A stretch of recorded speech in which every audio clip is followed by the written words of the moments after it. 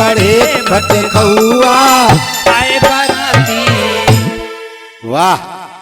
आनंद से श्रोता बंधुओं, महाराज जनक जी ने जिस समय भगवान राम के भैया चरणों को पखारा, अपना भाग्य उदय किया, रानी उस समय आज बड़ा उदास हो जाती है। रानी उस समय हुई पुलकित, छाती कुछ कुछ भर आई है, सोचा जो अब तक अपनी थी अब वो हो रही पराई है। राजा ने सोचा तप क्या है, ये कन्या कर दिखलाती है, माँ बाप जिसे दे देते हैं उसकी ही वो हो जाती है। कैसा सिस्टम है दुनिया का, श्रोताओं जरा विचार करो। बेटा वो बेटा जिसको आप अंगुली पकड़कर चलना सिखाते हो, और जब उसकी शादी का समय आता है आप उसके लिए कोई सुंदर कन्या का चुनाव करते हो और बेटे से कहते हो बेटा हमारे मित्र की, हमारे व्यवहारी की कन्या से विवाह कर लो। लड़का आपसे तुरंत जवाब देता है पिताजी ये मेरी जिंदगी का सवाल है, मैं आपकी पसंद की लड़की नहीं कर पाऊंगा, मैं अपनी पसंद का करूंगा। लेकिन श्रोताओं, इन बेटियों का त्याग देखो, पति लूला हो, लंगड़ा हो, ढैंचा कैंचा कैसा भी हो, कोढ़ी हो, अपाहिज हो, माता पिता जिसके हाथ में अपनी बेटी का हाथ पकड़ा देते हैं वो जीवन भर उसको पति परमेश्वर समझकर सारे सुख दुख सहते हुए अपना जीवन बिताती है। इस प्रकार से सीता जी मंडप में है। उधर महाराज जनक के हृदय में एक भावना आई। महाराज जनक जी से आज सदानंद ब्राह्मण और दोनों कहने लगे महाराज दशरथ जी जब हम और आप संबंधी हो ही गए हैं तो जब आपके 3 बच्चे भरत शत्रुघ्न लक्ष्मण हैं, हमारी भाई की 3 कन्याएं हैं, सुयोग्य हैं, हम चाहते हैं सभी का विवाह यहीं हो जाए। वशिष्ठ की राय लेकर महाराज दशरथ ने हाँ कर दी और आज भैया चारों भाई मंडप में दूल्हे बन गए। वाह! महिलाएं गा रही हैं। और एक बात बता दें भैया, जब दूल्हा आता है तो महिलाएं बन्ना गीत गाती हैं, अपने हृदय का भाव बताती हैं गीत के अंदर, और उस बन्ना गीत में अपने हृदय का भाव होता था। जैसे पहले महिलाएं अपने माता पिता को गाना गाकर अपने हृदय का भाव समझाती थी। एक माँ से एक दूल्हे ने पूछा माता मैं ससुराल जाऊंगा तो क्या करना होगा? तो माँ समझा रही है बन्ना गाकर, क्या ध्यान दीजिए। अरे फुलवा भी न लियो मेरे लाल बना, फुलवा भी न लियो मेरे लाल बना, फुलवा भी न लियो मोरे लाल बना।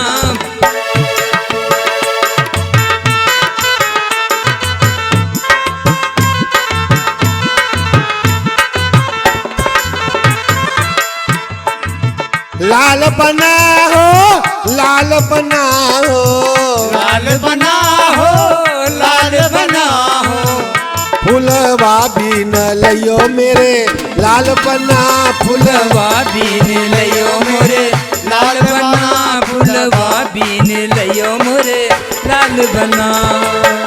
और बनना देखो जब ससुराल जाना और तुम्हारा ससुर भैया शुभम तिवारी जब तुम्हारा ससुर तुमसे बातें करे तब क्या करना?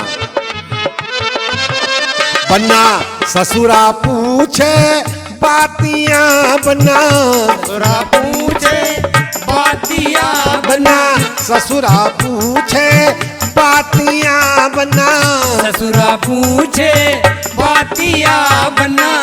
तुम कछु न बतयो मेरे लाल बना, तुम कछु न बतयो मोरे लाल बना, तुम कछु न बतयो मोरे लाल बना।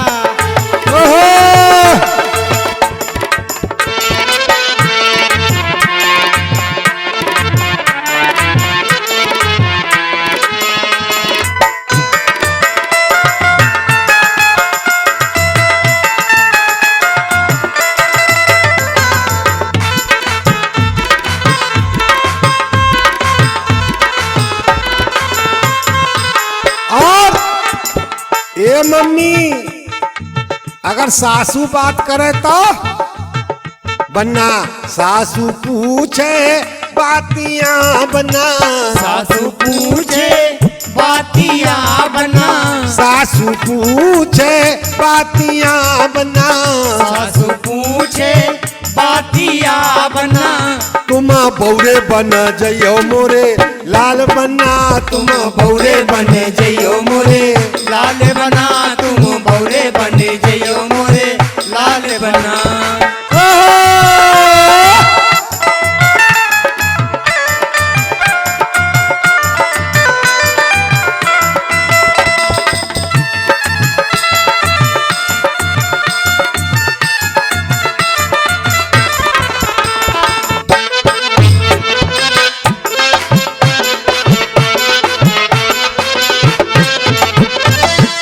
और कहा मम्मी सारे और सरहज, ये अगर बोले भैया दाताराम तो क्या हुआ गुरुजी? बन्ना सरहज पूछे बातियां बना, सरहज पूछे बातियां बना, सारे पूछे बातियां बना, सारे पूछे बातियां बना। वाह। ससुर पूछे तो कुछ मत बताना, सास पूछे बौरे हो जाना, और सरहज और सारे वारे सारे तुम हंसी मुस्कइयो मोरे लाल बन्ना, तुम हंसी मुस्कइयो मोरे लाल बना, तुम हंसी मुस्कइयो मोरे लाल बना।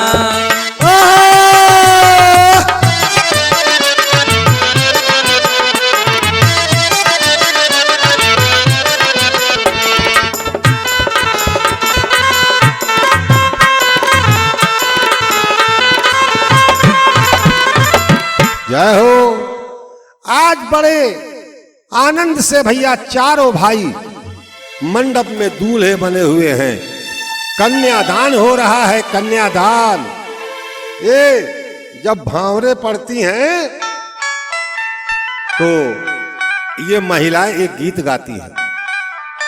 और भैया यहां पर आपको एक बात और बता दें जो हम लोग भूल जाते हैं, जैसे जब विवाह का समय होता है तो मंडप के नीचे साखोचार होता है, यानी कन्या अपने पति से कुछ वचन लेती है और पति पत्नी से वचन लेता है कि भाई ये हमारी शर्तें हैं, इकरारनामा है, अगर इनको आप स्वीकार करो तब तो हमारा आपका विवाह होगा, वरना तुम अपनी जगह हम अपनी जगह। जरा विचार करो, वधू जो है, लड़की जो है, वो लड़के से मंडप के नीचे वचन लेती है। नंबर 1, बहू कहती है कि आपको अपने घर में मुझको अन्नपूर्णा की पदवी देनी होगी, यानी जो भी रसोई घर का अधिकार है वो हमारे हाथ में देना होगा। शर्त नंबर 2, भोजनशाला का सारा प्रबंध मेरे हिसाब से रखना होगा, मेरे हाथों में रखना होगा। सुख और दुख में आपको मुझे अपना सहभागी बनाना पड़ेगा, सुख और दुख दोनों को शेयर करोगे आप हमसे, क्योंकि एक से एक मिलकर 11 हो जाते हैं।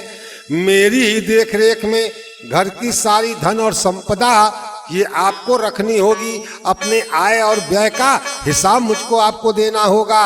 मुझको अर्धांगिनी समझ करके आप मुझको अपने साथ रखेंगे, कभी भी समाज में औरों के आगे आप मुझ पर गुस्से का व्यवहार नहीं करेंगे, मेरा मान सम्मान रखेंगे, मेरा अपमान नहीं करेंगे, मेरे आंगन को कभी खाली नहीं रखेंगे।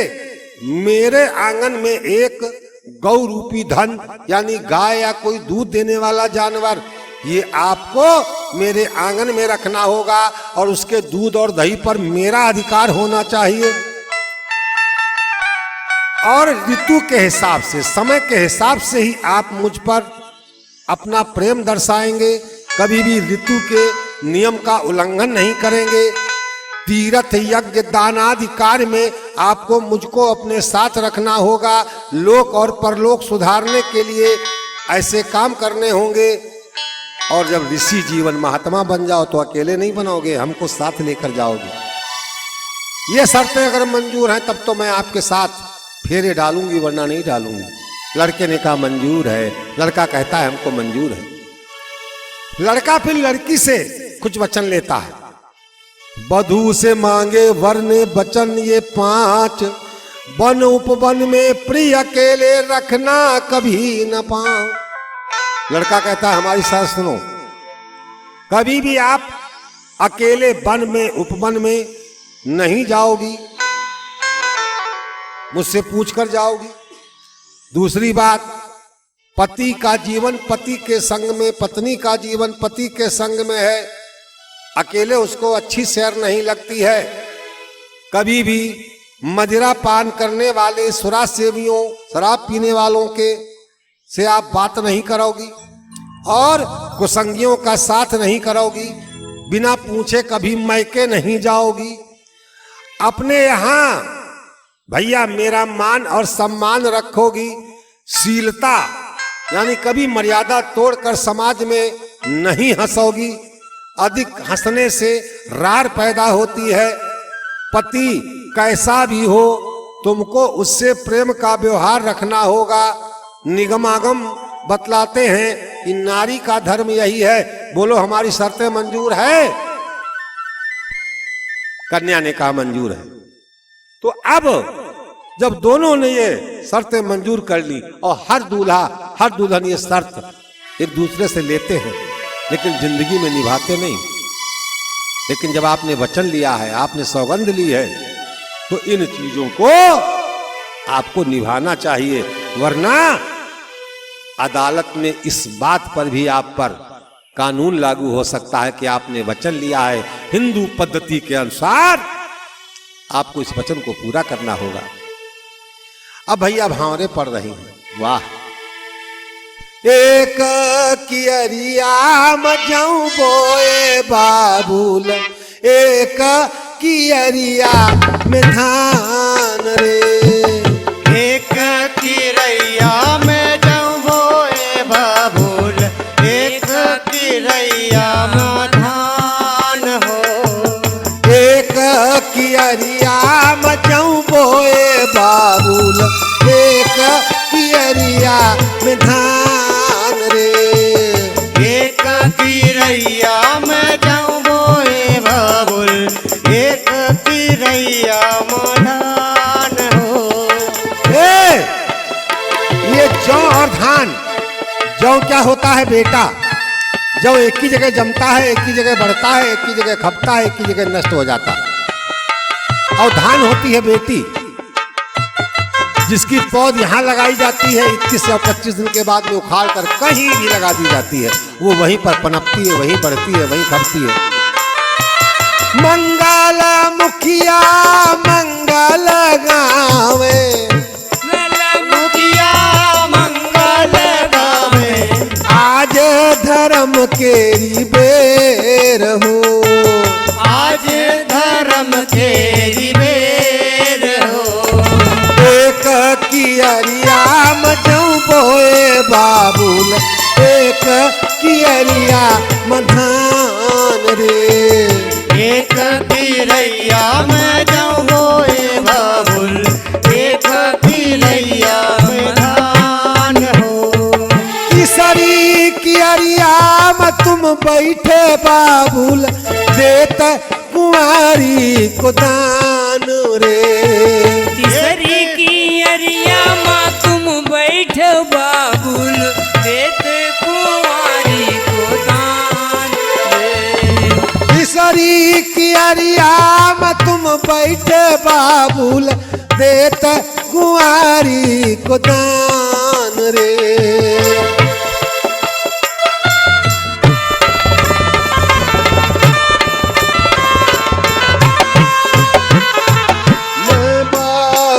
तेरे आंगन चिरैया, मैं बाबुल तेरे आंगन चिरैया, चुंगत चुंगत उड़ जाऊं रे।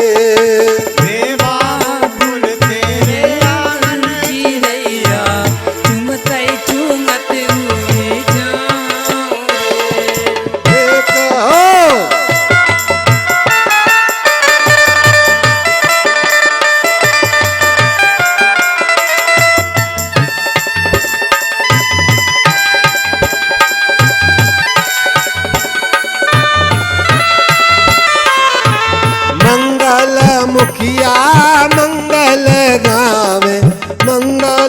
दुखिया मंगल गावे, आई धर्म केरी बेर रे।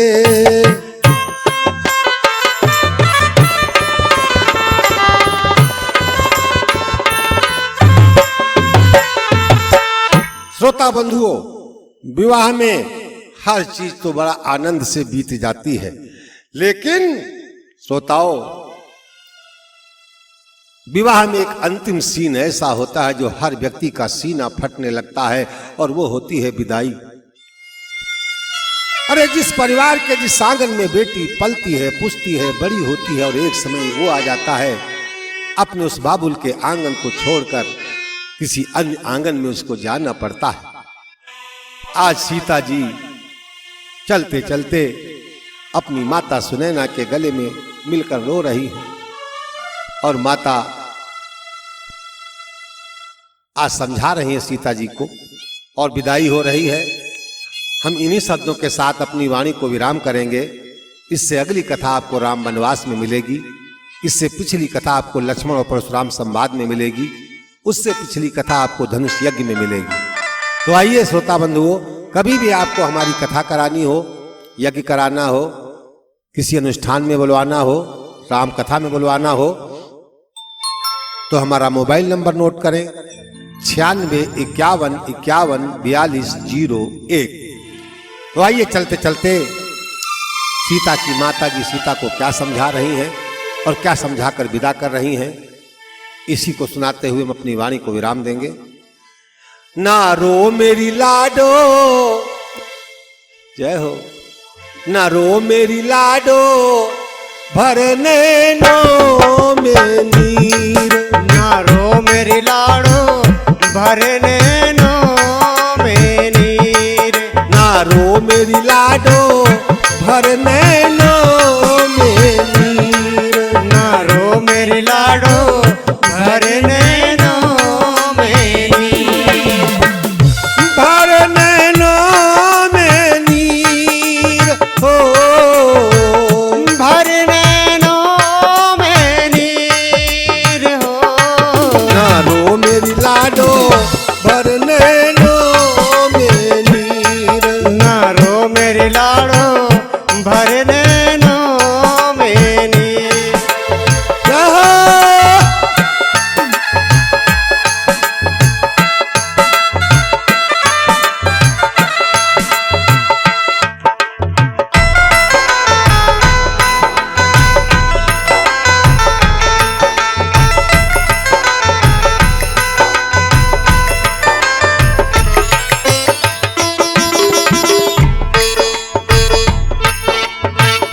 सास ससुर की सेवा करियो, सास ससुर की सेवा करियो।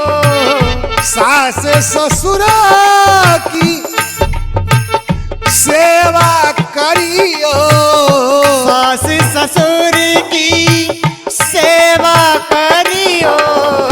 जापत की पूजा तुम करियो। जापत की तुम पूजा करियो। रहियो अति गंभीर, रहियो अति गंभीर। न रो मेरी लाडो, भरने नो में नीर। ना रो मेरी लाडो, भरने नो में नीर। न रो मेरी लाडो, भरने नो में नीर। ना रो मेरी लाडो, भरने नो